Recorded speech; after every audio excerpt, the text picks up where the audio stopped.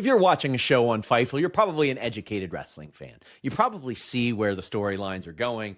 No, you think you know who's going to win the matches and all that stuff. But listen, you want to add some additional intrigue to it. MyBookie AG allows you to bet on pro wrestling and MMA and boxing, everything that we cover at Fightful. But we also do a little bit of gaming at Fightful. You like esports? MyBookie AG has you covered. Get a $50 bonus when you deposit $100 or a $100 bonus when you deposit $200 with the link in our description below. But you can bet on anything, anywhere, anytime.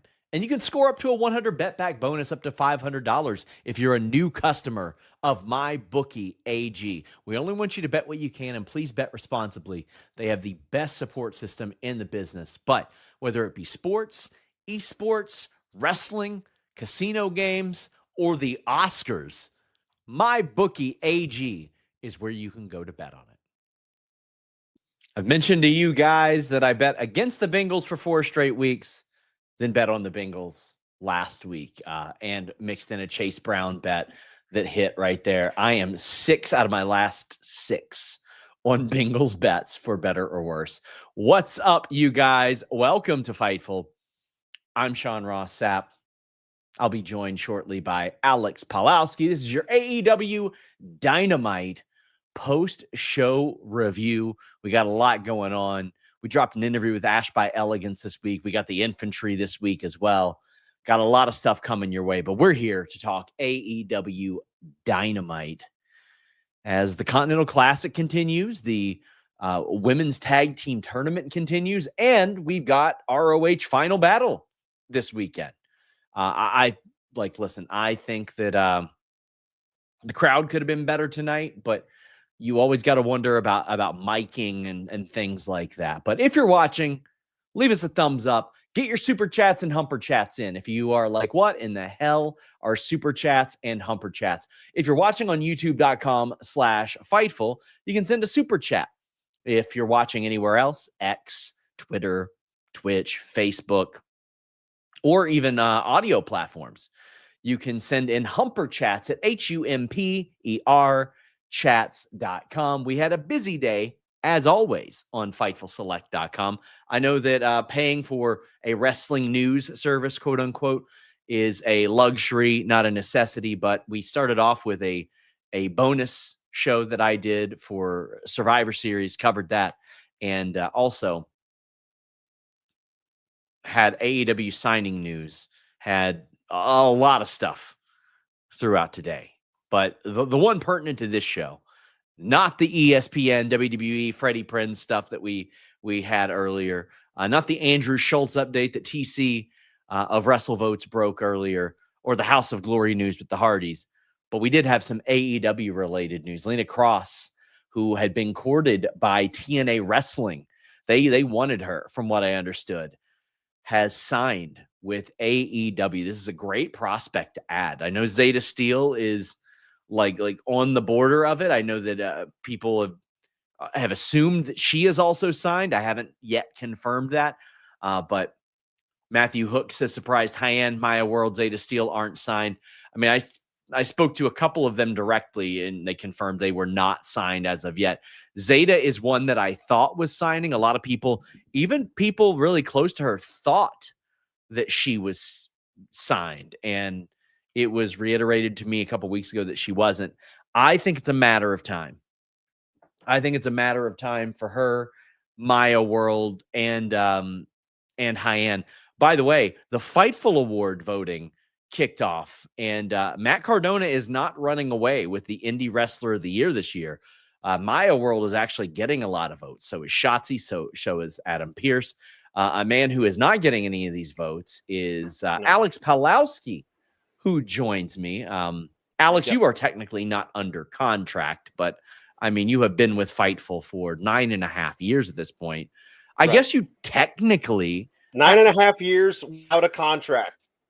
Yes. Yeah. We could do the just renew you after Wrestle Kingdom thing every year. We could do that one. That'd be nice. What's the worst that could happen there?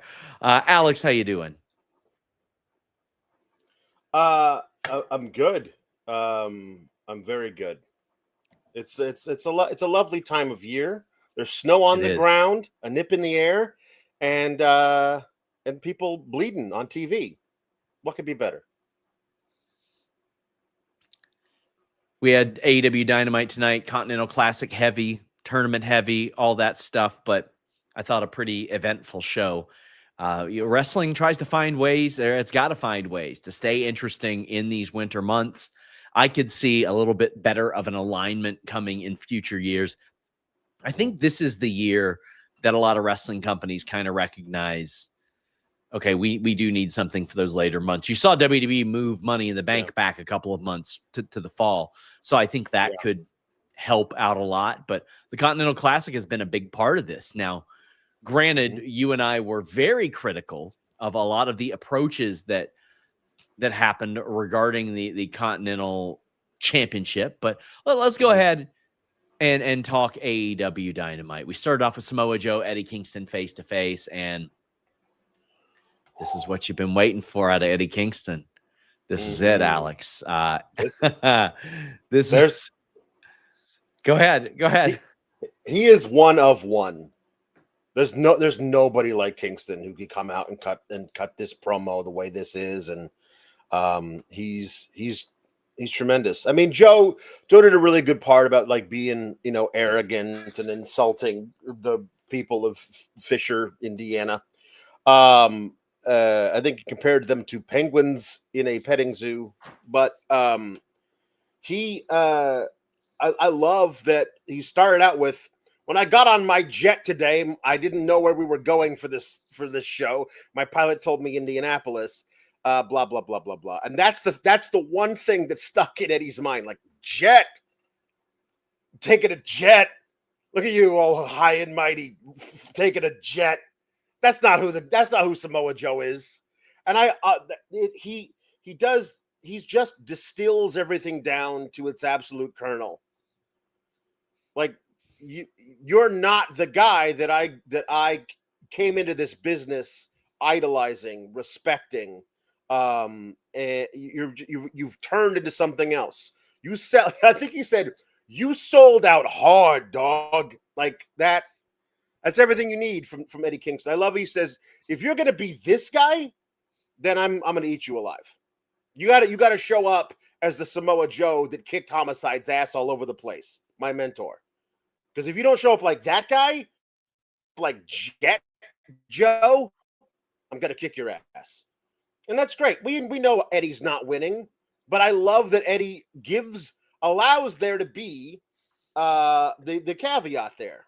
The reason that he is going to lose is that he made Joe dip back into that old ROH Joe to take out Eddie Kingston. Really great stuff.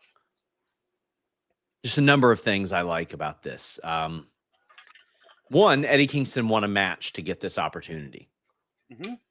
He said, I don't deserve a title shot, but you know what? Maybe if I beat Shibata, I can angle for one. He called Samoa Joe the greatest ROH champion of all time. He talked about getting the respect to Homicide, who was Eddie's mentor. And as Orion Ben says, it became an homage to Homicide. But he recalled Samoa Joe, getting criticized by the old heads and how they acted. And he was like, you become one of them. You became the thing that you were rallying against. And this was just a classic Eddie Kingston promo, Alex. This was exactly what you want to see out of Eddie Kingston. And you're like, oh, yeah, that guy can talk really, really well. He's really good at it. And he's incredibly relatable because he says, I'm going to be quick because I don't have anything else to do tonight. And I'd like to go back to the hotel and go to bed. That's incredibly relatable. Yes. I saw the headline of Lyra Valkyria said that she's got a lot of memories of trying to stay up late watching Raw. And I was like, me too, buddy. Just the last few years. That's all I in 2019 had trouble with that one as well. Guys, this was just a fantastic promo. Like, this is what you want to see out of Eddie Kingston. And we've not seen like an Eddie Kingston banger yet. As of yet. since he returned. So Meat Normus says Lena Cross is a meat queen. Where's Camille? Sitting at home, I guess. Like, I don't get it, man. Like, this is something that like has been really sticking with me because I saw like it's been a year since she's been gone. And I'm like, what did she do that was that bad? Because it's not been anything like from a behavior standpoint that has hit my radar. Like nobody's came to me and said, man, Camille was just terrible to work with or anything like that. I rather liked the Camille stuff. Like I thought that it made a lot of sense. And then eventually Mercedes would have a great base for her to work against. And it just never happened. Right. No, like they killed her off screen. Yeah. You know, like it's very odd. It just makes me believe that whatever it was, it's a thing that cannot be reconciled, and it happened in a private meeting because nobody else knows about it. Nobody else is saying anything. I don't know what it could possibly be. But you don't just do this for no reason. There's got to be something, and it's very interesting. Yeah. Oh man, I look at that, and that's one of my biggest criticisms of AEW is how they just bench people. And I promise, Mikey, I'm not trying to pick on you, but he says just let her go if you're not going to use her. We don't know that that's what she wants. Like, I don't want her to be out of a job or out of a paycheck if she doesn't want to be. Mm-hmm. And this is by far easily the biggest contract that she's ever had in wrestling. Yeah. Okada defeated Pac. This was a pretty loaded from being eventful because listen, Okada, Pac, both pretty protected in that regard, but they were making a big deal out of the fact that Okada came in with 0 points. Later on, we saw an absolute slapper, and then I don't want to say a shocker in the main event, but a significant thing. How'd you feel about Okada and Pac? Great. I honestly, the one thing that I loved the most is because Danielson brings so much to commentary. His thing is that we saw Okada defend the Continental title against Pac at a pay-per-view, but it took him 21 minutes to do it. And if it takes him 21 minutes to beat Pac tonight, that's a draw, which Okada does not want. Like, because he's already got 0 points after one round. You don't want to have 1 point after 2 rounds. He needs to win, so he's got to step on the gas if he's going to beat Pac tonight. And I loved that tidbit, and it really felt like Okada was trying something new. I loved the Pac's thing where he does the running against the ropes 5 times and the giant lariat. I love that he's doing that now, but he tries that tonight and gets a double feet in the mouth. And honestly, it's very funny to me because I mean, Pac's a vertically challenged fella. Okada can drop kick a dude in the face who's 7 feet tall. So Okada's got to he's got to modulate where he's putting his feet when he's drop kicking Pac. Otherwise, he'll miss him above his head. And so Okada's that much of a pro that he knows exactly where to put the feet on the drop kick. That's very impressive. We had the Don Callis family promo where Kenny ends up saving the Bucks and Jurassic Express as well. But before we get to that, I want to get to Don Callis later on explaining defending only one title, which is basically like, I'm not stupid. I don't have a reason to have the international title defended. And I'm like, this doesn't really help things. No. This didn't really help things like at all because it's stupid the way that it is. It's just stupid in general. Like now you're obviously far more plugged into all of the stuff than I am. I don't remember them saying, there's a unified title and there are now 2 separate legs of the title. I didn't know there were any body parts of the title. I just thought it was the new title, and that's the unified title is the new title, and that both of those things, they got absorbed in the new title, but they're not separate. And what I've heard about now is that title has legs, and I didn't know that the title had legs. One of the legs is the Continental title, and the other leg is the International title, and only one of the legs is up for grabs. So if there will no longer be a unified title. If Okada loses the Continental title, he will have a one-legged title. He'll have like Long John Silver with a peg leg. I don't know. None of this makes any sense. And the funniest part about all of this is Don Callis getting to like take the bullet for Tony Khan and be like, all of you marks are so stupid you don't figure this out. Let me explain it to you. And obviously, and he's happy to. He's happy to do that. Put the heel manager on TV to absorb all of our ire or whatever. My thing is the reason that you can't have a Continental and an International title still is because you just debuted the national title. And to be a company that has both an international title and a national title, and the international title is the one that's defended in America, and the national title is the one that's defended internationally, makes zero sense entirely. Explain that one, Don Callis. I'll wait for your response on Collision. Poor Don. But I mean, Don, again, somebody said Don relishes this. Yeah, he does. Don loves that. He doesn't care. He loves it. He's on the best. He's on his like defining run right now, by all means. I don't think Okada should even be in this tournament. He should be like Shao Kahn, sitting there watching everybody else vie for his thing. Absolutely. Because the way they were portraying it to me in AEW was like, not only will this be title B, it might be like the Collision title, so to speak, like the world title for that type of show. And I felt like this tournament should have been for that opportunity, just like the G1. Now, Brian more or less says the Continental Classic kicked the unified title between the legs. And Tom LaValle says what I hope happens. Takeshita is 100% going to gaslight Okada into defending the unified title before the end of the tournament. Mark my words. Well, if you can get him to say, I'll put up my title as well, my IWGP title, but then I think that kind of forecasts who's going to win. Because Okada is already facing Tanahashi, and then Yoda. But they could say this could be like a Sid 97 situation. So one of my favorite moments was when back in the day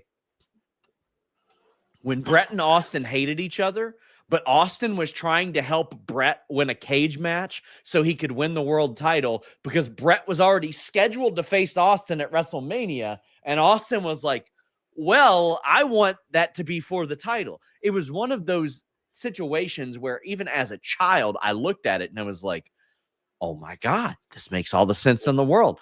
I kind of wouldn't mind Tanahashi watching like from the stage and being like, I really want Okada to win this. That way I can retire with everything. But I don't think that's going to happen. Actually, I'll save that one for when Luis applies it. But yeah, I was just like, man, I don't like this. I don't like this explanation. It's lame. So in the middle of like the attack of which the Don Callis family lays on everybody, which includes Okada attacking the Young Bucks, Kenny Omega making the save. The real highlight of this, one, Kenny Omega gets a great reaction from a largely dead crowd, but Okada backstage is like, yeah, that was all Takeshita's fault, by the way. Like, the reason why I turned on my friends is because of Takeshita. I want Okada to go full like Bret Hart Goldberg mode, where it's all Takeshita's fault. Everything bad that happens is Takeshita's fault, Alex. Like, let's a day in the life of Okada. and everything just keeps going wrong. You know what I mean? Yes. Like he goes to a restaurant. Can I have a Coke, please? I'm sorry, sir. We only have Pepsi. This is Okada. This is Takeshi's fault. You know what I mean? Like, he goes to a rental car place. Yes, hello. I reserved a luxury sedan.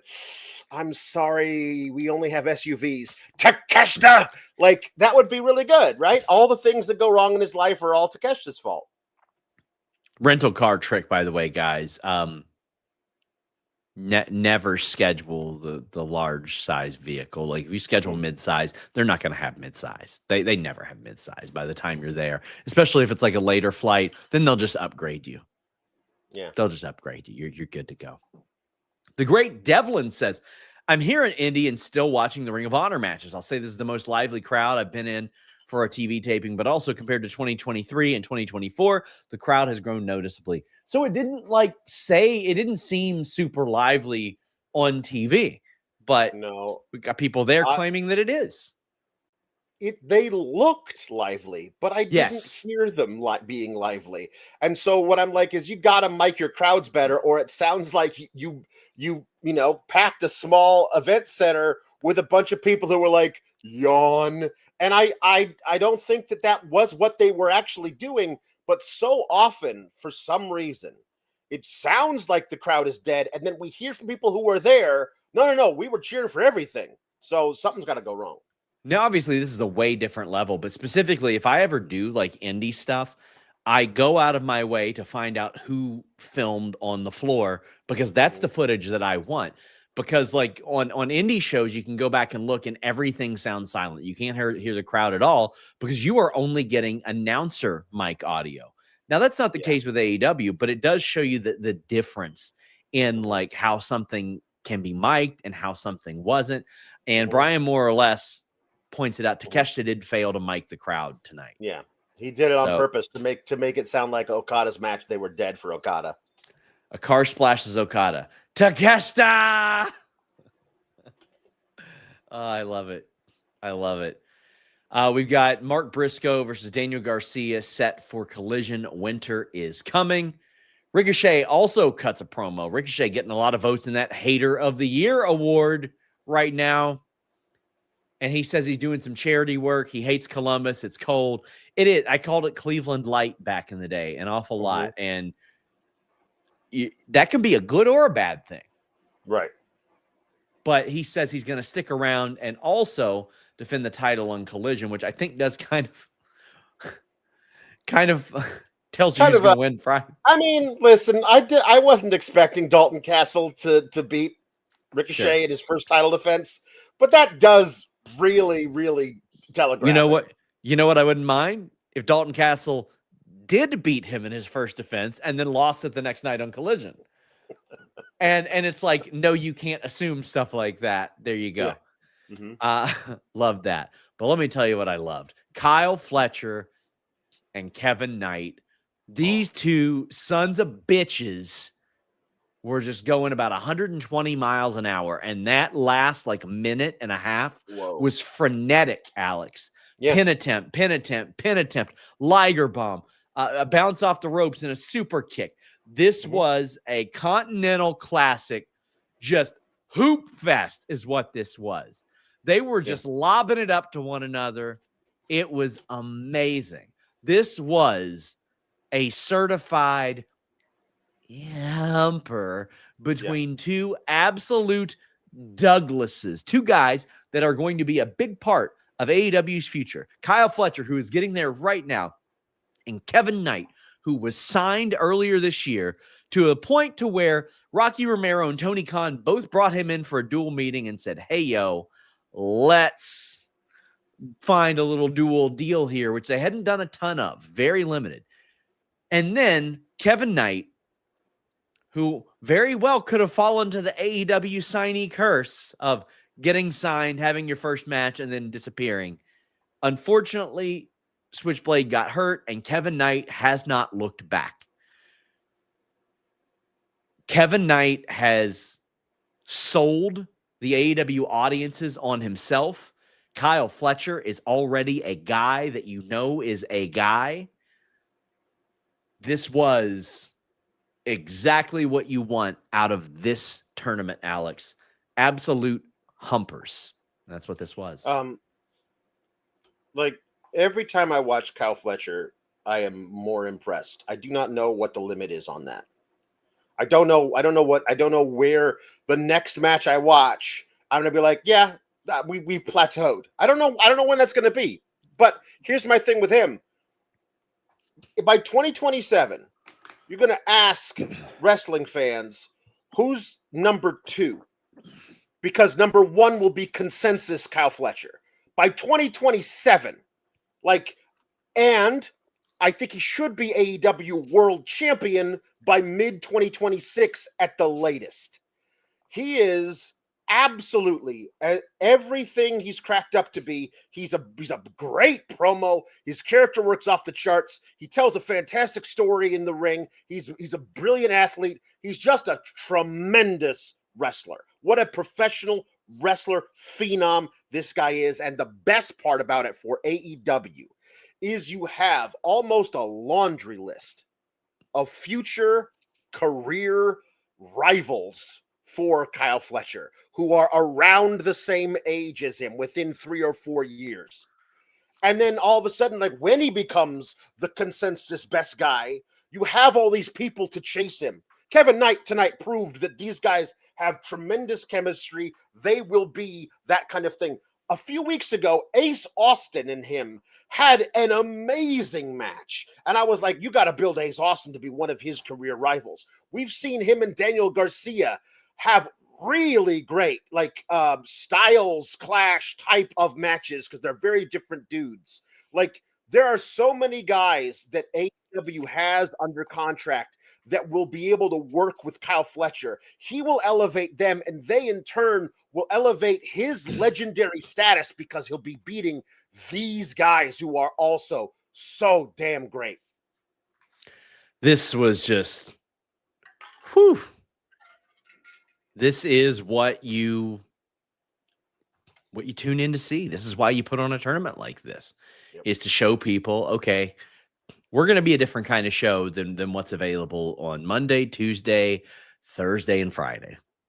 You go out of your way to say, this is what we do, and this is our strength, and this is why you should be watching our show. If you want wrestling, if you want in-ring wrestling at a very fast pace, if you want somebody getting DDT'd on the apron and taking it on the top of their head, you want to see somebody get lawn darted into the middle rope, you want to see you want to see somebody say, Okada, hold my beer, I've got a better drop kick. This is what you do. And these two guys went out and killed it. Went out and absolutely killed it. This was just really, really great stuff. And again, there was there were the Young Bucks, Jurassic Express, Kenny Omega element after this that kind of got thrown in earlier that we mentioned, but I felt like that was more appropriate to discuss than this Kyle Fletcher match. The only important part of that is that Callis baited the Bucks to come out and get the money. They came out, they were able to retrieve the money, but then got betrayed by Okada, and then the Dallin Callis family left, leaving what was very conspicuously Jungle Express, Jurassic Express, the Bucks, and Kenny Omega in the ring, and then 5 to 7 Don Callis family members on the outsides. That feels like a 10-man tag is incoming at Winter is coming for sure. Also, the coast to coast from Kevin Knight, I just want to say, was shot very well, because if he missed it, you would not have been able to tell, because they shot it from the angle of which you couldn't tell. And then if he hit it like amazingly, you could just go show that other angle, which I thought was a very, very smart way to do that. Oh man, I'll tell you what else is smart. Getting NordVPN.com/Fightful. How could you not? How could you just spend all full price on pay-per-views? Couldn't be me. How could you buy like 6, 7 different services to watch WWE content? Couldn't be me. If you're overseas, I don't know if you're still buying UFC pay-per-views next year, but just change your virtual location and then get Paramount Plus and save a bunch of money. Here's the deal. NordVPN works on any operating system, any device. One subscription, up to 10 devices. What device? All of them. All of them.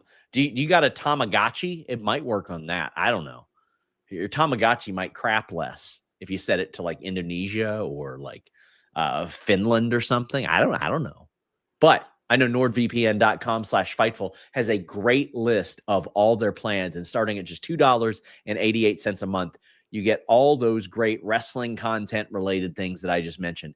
It goes all the way up to the steep price of just under $7, which is less than any of those services that I've talked to you about. And that comes with like cloud storage and scam call protection.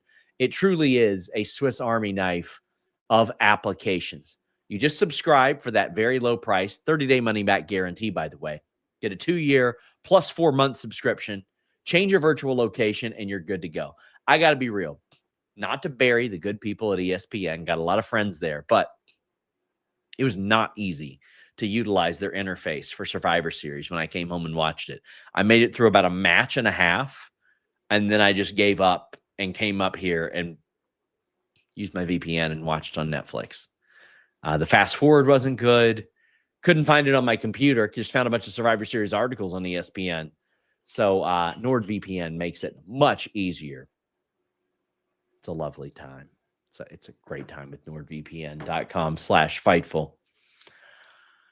Darby was injured after his match with Kevin Knight. It's finally caught up with him.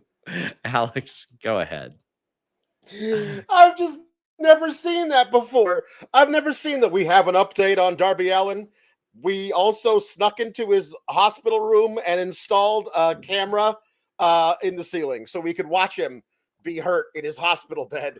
I've just never seen that before. It was such a weird thing. We go live to a security camera that is recording. Darby We're live. Allin's He's getting the hospital bed. catheter. He's getting the catheter as we speak. Oh, it's so funny.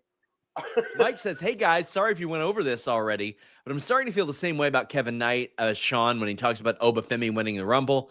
He shouldn't be the future of AEW. He should be the right now. I do think that AEW is in a very good spot with Swerve, Hangman, MJF. You got 3 guys in their early 30s to just barely 30 that are right there, and they're good to go. But you've got an awful lot that are emerging too. You got an awful lot of guys that you look at and you go, they could be world champion.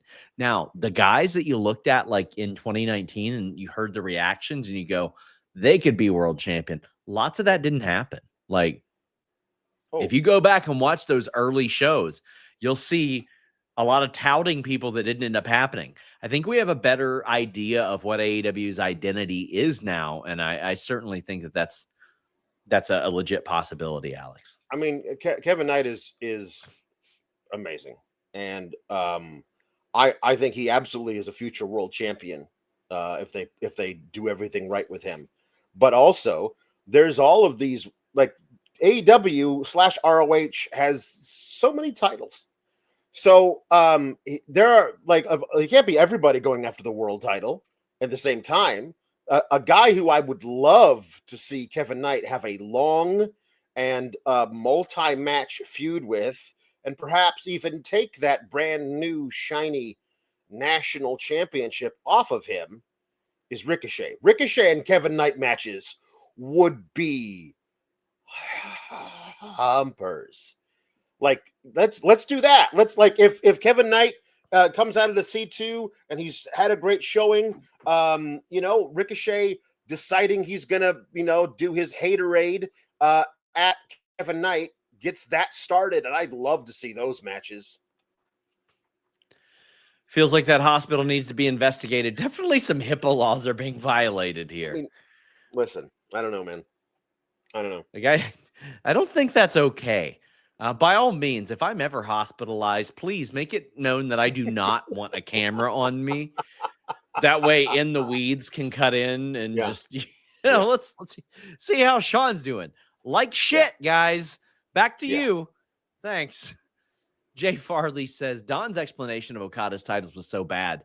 People could have went after international title this year the whole time. Why make the national title and unified belt then? Just make the C2 a trophy and not a belt. Don't get it. What are we doing here? Listen, yeah, I mean, make the C2 a trophy. Sure, I'm good with that. But for a title shot, like, I'm just baffled that they went that route. Then they heard all the complaints and they said, here's how we fix it. It's dumb to do the other thing. No, it's dumb as a company to allow this thing. It's scripted. Yeah. No, I think the only way it can make sense is if the thing we hope will actually happen, where Takeshita gets Okada to put both titles on the line, and then he becomes the new unified champion, and then they never do anything like this again. We'll have both legs fused together into one leg, and then the belt can hop around like a pogo stick. You know, I think that could work. Tony Khan, again, you could put the New Japan title on the line and say, it's a new Triple Crown. Oh my gosh, it's great. Another Triple Crown. That's what you need. Yeah, that's what we need. Got to do that. Got to do that one, right? We had the Babes of Wrath vignette, and then we had also the Sisters of Sin and Tekla vignettes. These were fine. Good way to get people on the show. It felt like they got a lot more people on the show tonight through the use of vignettes. We saw the FTR promo later on as well about the celebration being broken up. Any standout thoughts regarding these specific promos that we saw? Because again, they got a lot of people on the show as a result, and I like that. Yeah, I love the idea that Statlander and Jamie Hayter have a common enemy in the Sisters of Sin and Tekla. Tekla's also coming for that belt, but you know who else is? Jamie Hayter. Like, we can be friends going after these two, but I would like a shot at that. And Chris is like, So like that is so I love that that's the next Stat gets past Mercedes Moné, and the next thing she's got to deal with is at the same time Jamie Hayter and Tekla. Now that's a murderer's row. I loved the Chris Statlander Jamie Hayter promo. It was short, it was to the point. They had presence, they had great delivery. Tekla's always got good delivery. Like, she's just got that unique way. And of course, the Sisters of Sin are going to have the same delivery all the time because that's the gimmick. Stokely, listen, you always know what's coming with him. FTR, you know what's coming with them. So they lived up to their normal standard, but I was very impressed with Jamie Hayter and Chris Statlander leaning into the I'll make you call me daddy thing, because everybody calls her Stat Daddy. So why not lean into it? Why not make that your thing? And Jamie Hayter when I interviewed her, I was like, man, I haven't seen her cut a lot of promos, and I hadn't watched a lot of her interviews. And she's like very personable and captivating from like a charisma standpoint. Like, she's got something there. And we never really saw that, especially during the world title run. So I don't know. I'm not surprised. It's just like, damn, it's about time that we saw that. Yeah. And I really like that. AEW Women's Tag Team Tournament semifinals. Mina Shirakawa and Toni Storm defeated the Mega Problems, Megan Bayne and Marina Shafir, thanks to the returning Christmas legend Luther. Alex, I'm glad to see him back. Me too. What was the reference to? What was the gear reference for Timeless Love Bombs? What did I miss? I don't know. I like that they were wearing deathmatch gear. Like, they were wearing like jumpsuits.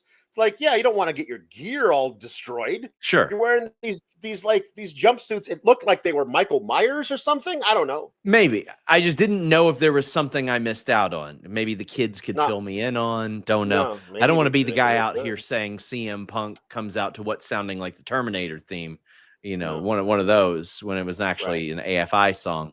Yeah. But there was a barbed wire candy cane. I liked that integration. That was nice. I liked that. That was a really nice approach. And then Marina Shafir and Megan did this nice combo. It was like Sheamus's 10 beats of the Badron or whatever. But then Marina had a goddamn skillet and was just cracking it across Mina's ribs. It was fantastic. Then there was the Storm Zero, not just through a table, a gift wrapped table, Alex. Yes. Because it's topical. Yeah, it is. You had a Storm Zero onto Marina, or it was a Storm Zero on Megan onto Marina as well. And ultimately, it was Luther that came out and helped them win. Not only that, Marina unwrapped the gift. It was just Luther's middle finger. Yeah, that's all it was. And it was like there wasn't like a big reveal for the middle finger. It's just like he was like hee hee. Right away. He just hee and did the reveal. Yeah. Then flipped her off. Yeah. And set up the big package. I know I just ran everything there, but this is fun. How'd you feel about it? This is fun. The Babes of Wrath had their little vignette earlier. They're talking about how, yes, we basically got together just for this tournament, but apparently we are soulmates. And that's fun. So, if you ask me, are we getting face versus face in the finals of this tournament? When we started, I would say probably not, but now, sure, doing it. This makes it like a world of difference. Like this is going to be a really fun thing, and I believe we have a super chat about how no matter which team wins, one half of the first women's tag champs will be Australian. Lupangi Guaranteed Australian. Confirmed Aussie inaugural women's champ. We're taking over. Sorry. So it's kind of nice also because you naturally then have a heel team that can be prepared for whatever the first feud is as well. Yeah, naturally. And you won't have a heel team immediately coming off of a loss. I would have the Mega Problems continue doing what they're doing and then, continue doing their thing and absolutely ascend up the card. Orion Ben says, in case people didn't know, Mina is a bloody sicko. Yeah, she's been, a person that I knew would translate very well. Her and Tekla. Honestly, like you just knew they were going to translate to AEW really, really well. And obviously not happy that Penelope is out of action, but boy, did they sort of luck into a nice in-ring use of Marina Shafir by putting her with Megan Bayne. What a great decision. Yeah, great. Mercedes Moné promo. She's going to be on tomorrow's ROH and ROH Final Battle. She's also like burying Red Velvet a little bit, talking about how she's crying about not being the champion, but she's definitely bothered by not winning the AEW World Championship. And I'm glad that they're establishing that because that is a very important part of this entire Ultimo Moné thing, Alex, is that she's won all these championships, but it really seems like she's overcompensating for what she can't win in the AEW World Championship. It seems like there's some cracks starting to show. And it just depends on when they want to pull the trigger on her starting to lose these titles. It does feel like I would too. I mean, so soon, in fact, that I wouldn't mind just put that TV title right back onto Red Velvet on Friday. Sure. You know what I mean? Like that's the first thing. And then it snowballs from there. I would love to see her in a matter of only a few months, like carrying around the TBS title like it's her precious. Clutching it. I can't lose this. Like, and then when she does, like hitting rock bottom, maybe, I don't know, let's say around hypothetically late May, early June, if somebody were to want to come from WWE over there, would be a perfect time for maybe her to find somebody who could lift her up. I don't know. Contract Possible. won't be up yet. Oh no. Still more time on it. Has been saying that was the date. So everybody doesn't know. That's the point. Nobody knows. No. Not the case. Hate to tell y'all. Not the case. I think it's time for Mercedes to start dropping the titles. I'm ready for it. Yeah. There's not a lot more. She broke the record. So the Ops called out the Dark Order, which I didn't expect to happen. But I like the Dark Order being reintegrated here and there with Hangman Page because they have history together. And by the way, anybody that's speculating on the date in the chat, you're wrong. I just hate to tell you, you're wrong. I'll break it whenever I feel like breaking it. But listen, you know how I am about the title matches and getting wins off of, or getting title matches off of wins. I don't like this. I last saw the Dark Order wrestle on ROH, losing to Shane Taylor Promotions. Right. I haven't seen them on ROH because I don't watch ROH. The last time I remember seeing any of these people on AEW television was when Johnny Hungy ran after a speeding pickup truck. That's the last time I remember seeing any of these fellas on AEW television. Now, I don't know. I don't necessarily think it's right for Tony Khan to just let the Ops pick whoever they want to defend the titles against. Sure. But I like the idea of the Ops saying, because these guys are your friends, we want to kick their asses. Sure. And we're willing to put the title on the line. That makes sense. So that's the way around it. But I'm like, man, y'all couldn't have just had them just end on a win. End on a win on ROH. They've like won. They're like 1-6 in their last however many trios matches. They lost literally to Adam Priest, who is not under contract to that company. Right. Yeah. I'm just like, damn. But I like seeing the Dark Order. I like Dark Order a lot. I like Dark Order being involved with Hangman. And Dark Order meet with Hangman, and they're like, listen, dude, do not cost us this championship opportunity. Like, we don't get these chances very much. So it's very important to us that you don't let that happen. And Hangman is like, all right, but the moment that match is over, I'm whooping some ass. And it was it was a fine match, but it was definitive. I like that. I like that you can have the Ops, who are a dominant trios team, Dark Order, who are a familiar team, but like, we didn't think that the Dark Order were going to win this match. And it was ended in such fashion, of which it wasn't like super long or anything like that. It was just a definitive, not necessarily one-sided all the time, but like, you knew who was going to win the match, and they did. Yeah. It was like, it went like 7 minutes, Alex. Yeah, I mean, I like the way that it was structured too, of like Evil Uno gets in and he's able to throw his weight around, but you can't throw your weight around against Will Hobbs because he's got more weight than you do.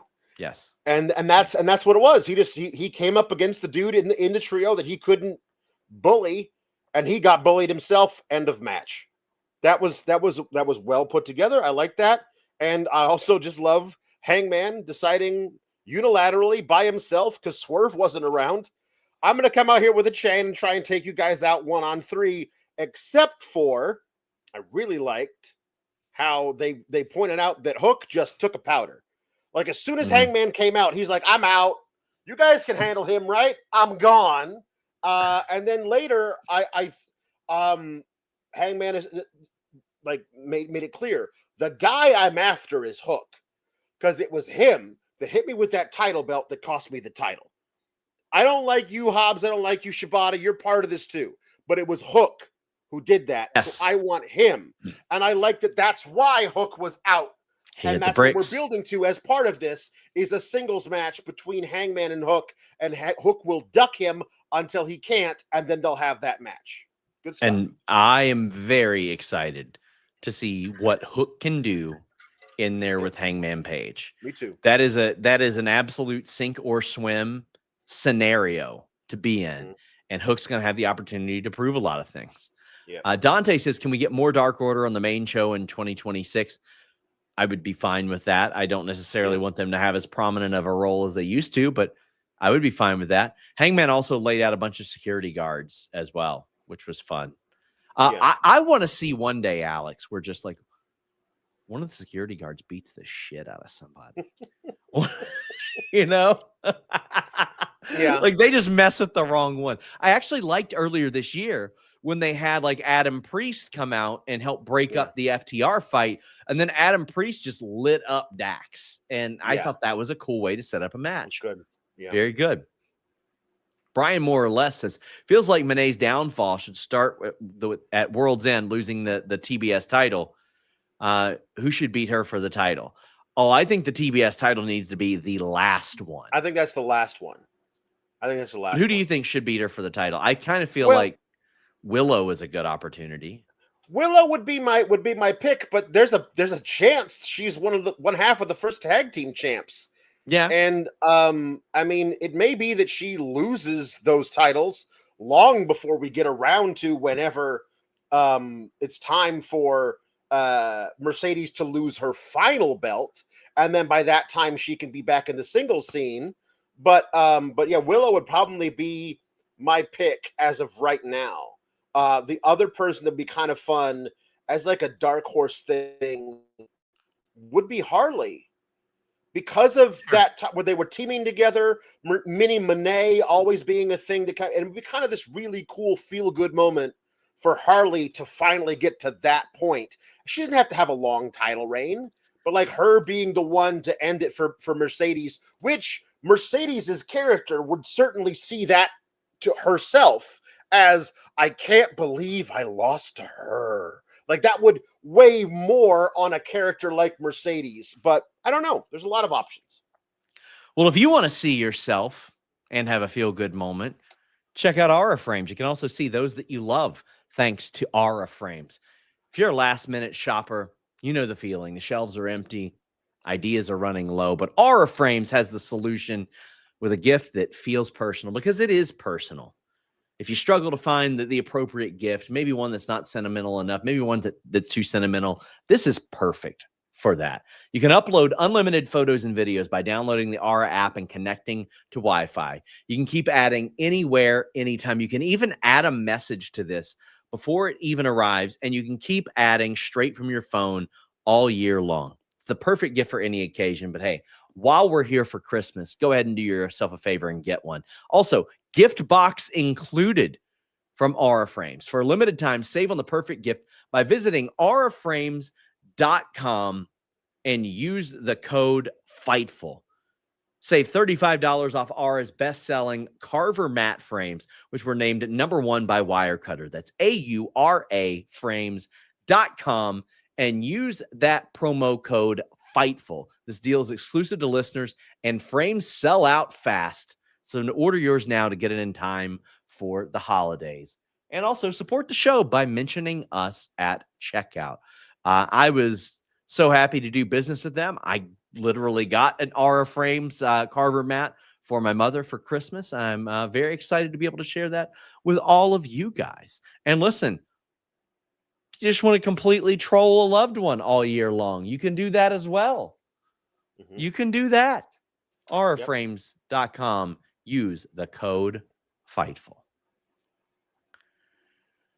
Whew, we had some bald-on-bald violence, as Noise said. You hate to see the bald-on-bald violence, but we did. Yeah.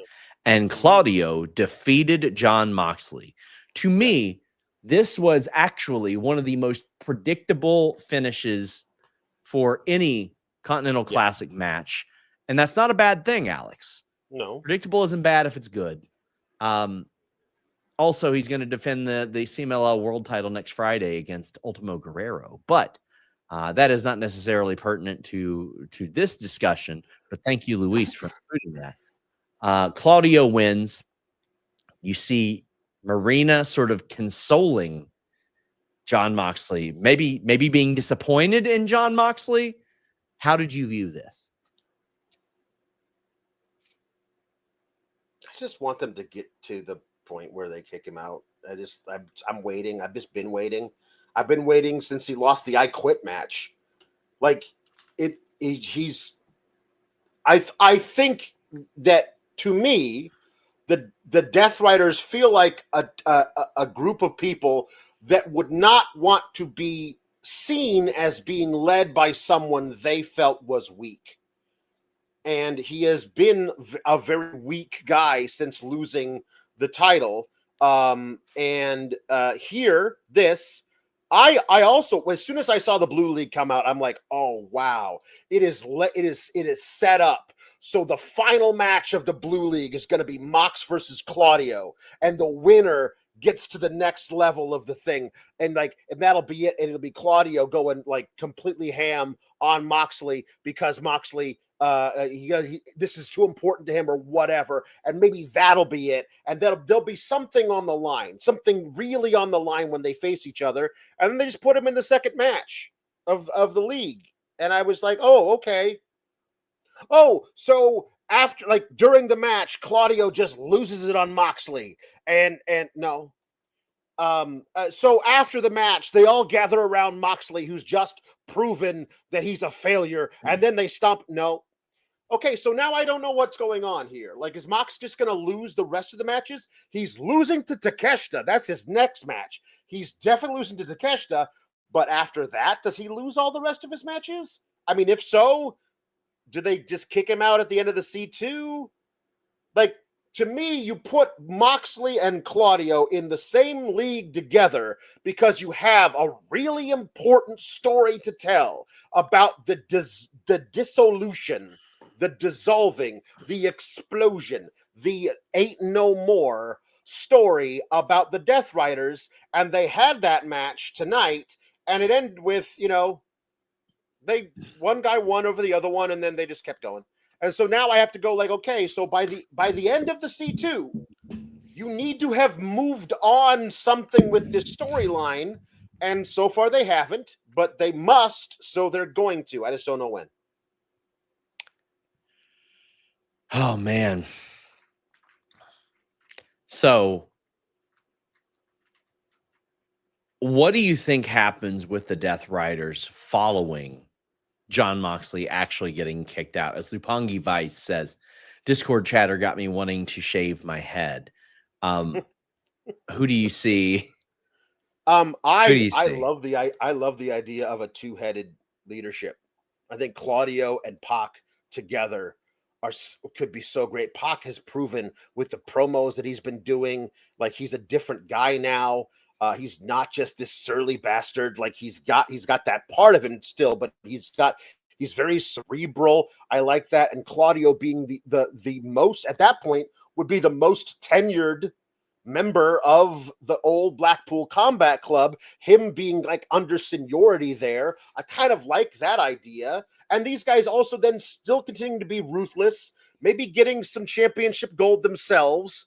And when Moxley comes back, he gets to be a babyface, trying to take down the Death Riders. Maybe he atones for some of the bad that he did, apologizes to some people. Maybe Eddie Kingston helps him out. Like, there's a storyline to be done there after this. To me, the storyline can't be Jon Moxley was leading a reign of terror over all of AEW, lost the title in July, then feuded with Darby Allin for a few months, lost that feud, and now just trickles along like a lazy stream. Like, there's a moment to be had here. We just got to figure out what they're going to do with it. Don't get it twisted. This match was kick-ass and awesome. Both guys beat the hell out of each other. And just, to me, there was no danger of Moxley winning because that didn't make any sense storyline-wise. But I did love how sudden the finish was. Like, Moxley, like, down in the corner, Claudio kind of tired. We hear Justin Roberts go, 5 minutes left, and then immediately Claudio beheads Moxley with an uppercut and pins him, and that's it. Like, I loved the way the match played out. I'm focused on where do we go from here with the C2 and also with the Death Riders. A segment that we left out briefly. Orange Cassidy and Roddy, where he asked Roddy to ban chops in their match on Saturday, and Roddy's like, "I'm going to break your back." Yeah. I would love to see the Gabe Kid that we saw in January of both 2024 and 2025 lead the Death Riders, because I think he's the one guy that can turn it up beyond John Moxley. Yeah. And also maintain that level of aggressiveness. And really, if you're AEW, you try to bring in Gabe Kidd, because he is very clearly a future main eventer. Yeah. Alex, tell the people where they can find you and follow you. You can find me and follow me if you so choose on at Alex Sour Graps on all the medias social. You can find me over at Five for Select, reviewing Raw on Mondays and reviewing well, we're gonna review Deadline this Saturday, NXT Deadline, and then I do believe I will be doing a where are we now in the C2 and who's left? Ooh. Who do we think might run the table? Like who's gonna match up with Takeshita, Okada, Fletcher near the end, all that kind of stuff. We're gonna do one of those on Sunday. Like where are we now? Almost halfway through the or even maybe beyond actually through the C2. We're gonna be doing that, but that should be a lot of fun. Also, Kate and I might review a Christmas movie starring a wrestler. So there's plenty. TBD on that one. Starring or featuring. We Okay. already did Santa. We had Santa's Little Helper with the Miz and Paige last year. Kate's too much of a fraidy cat to watch Santa's Sleigh starring Bill Goldberg. So I might watch that one and then report back to her. We might do one of those kind of reviews. So there's Jingle All the Way 2 with Larry the Cable Guy and Santino Marella. No, there's not. Don't. Yeah. Stop it. That doesn't exist. It exists. It exists. Yeah, it was a WWE Studios movie too, buddy. Oh no. Jingle All the Way 1 had Tall Paul in it briefly. Yeah, it was briefly. It's too brief for that. We're not doing that. But there are quite a few, honestly. Now that you think about it, there's Santa with Muscles. We did that one a few years ago for the Jimmy Van project. Yes, a great one. Oh yeah. You know, we should just repurpose those. We should just repurpose those. See what Jimmy are all Van those like that. I'm gonna hit up Jimmy and be like, "Hey Jimmy, like, can I just have those? If you're not gonna use them, they're out there to be watched on YouTube for free." So yeah, we're probably gonna do Red One, the terrible Christmas movie starring The Rock from last year. Why'd that need to be 2 hours and 10 minutes long? Like what? I have no idea. I'm not looking forward to watching it, Sean.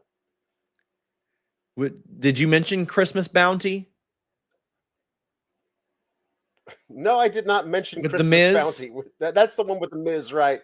Yeah, I got to find that one. I've heard about it. I need to find it somewhere. And then there's John Cena at the end of Daddy's Home too. Yeah.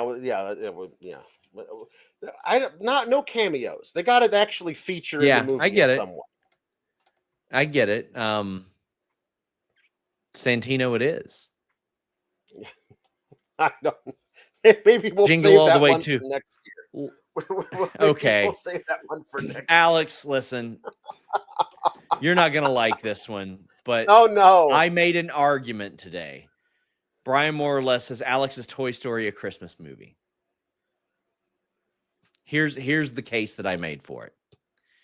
I was a young child in 1995 when this came out. Christmas movies, when do they usually drop in theaters, Alex? I mean, November, December, yeah. This did. It had the Christmas scene at the end of the movie with Buster, the dog. Right. Opening Yeah, the very end. Yeah. They were an absolute insane hot Christmas toy. They had Burger King leading the Christmas promotion. with all the toys and all that. Right. And then my wife has argued with me about this for years, and she was so disappointed the other day because her big argument was Andy's birthday was in the summer. Like, what the hell? Well, then she looked it up. It's November 29th, Alex. Where do they live? I don't know. I looked it up and somebody said maybe NorCal, but hey, guess what the weather was like here in Kentucky in mid to late November. We had some 60, 70 degree days. We have snow on the ground today. Just saying. I know. I don't. What source gave her this November 29th date? All the kids were in shorts. Like it was. People. I call into question your sources on the November 29th date. But Kate tried to fight us on like Die Hard and Just Friends as well. And I'm like, those are literal Christmas movies. That one takes place at a Christmas party. Run DMC, the holiday song plays there. Listen, now I have a machine gun, ho ho ho. Come on. Right. No, I get the arguments for Die Hard. I don't personally consider it one. I don't care if you think it is or not. It's fine. It's not one I'm going to watch every Christmas. That's fine. It's got way more of a claim to it than Toy Story. Yes. And also, I just want to say this. I don't give a fuck what Bruce Willis said. I don't care what he said. All right. It's a Christmas movie. That's what it is. And Just Friends is absolutely a Christmas movie. We had a good, before we go, we had a really good question earlier where somebody said, book an Elimination Chamber match based on just Christmas characters. And I said, well, Santa from Violent Night, because he's a very violent Santa, of course. Sure, yeah. I don't know if have you watched Just Friends? No. Okay, it's Anna Faris plays a very delusional I know what it is, but psycho pop star. Yeah. She'd bring the weapons. Have you watched The Night Before? I get the feeling you're not a big fan of that either. Seth Rogen. I don't know. I never saw that. Oh my gosh, Alex, you're missing out. But no, I'm not. I had decided we've done this before when you're like, you should watch this movie. Yeah. You're gonna love it, and then it doesn't work. But we had decided there should be a second Elimination Chamber match. You know, they do men's and women's. Sure. But no, you got to do regular and minis because of all the fantastic elves. But Will Ferrell has to be in that match as one of the minis. Oh, okay. Because he's an elf, right? Like he's an elf. Yeah. Yeah. There you go. Yeah, good.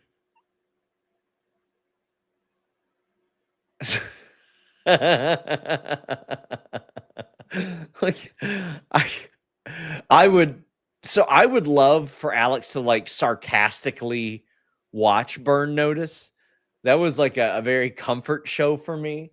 I know, but like it was Alex sarcastically watching that would be fun. It is neither like so bad or offensive that I think that like, oh, Alex has got to review this piece of shit, or so good that I'm like, Alex, you really need to watch it.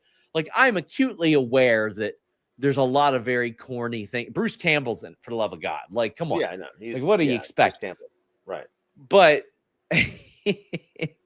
like I specifically would just love Alex to review the like MacGyver-esque scenes of like where he's turning a can of duster upside down like this and then shattering a lock after it freezes.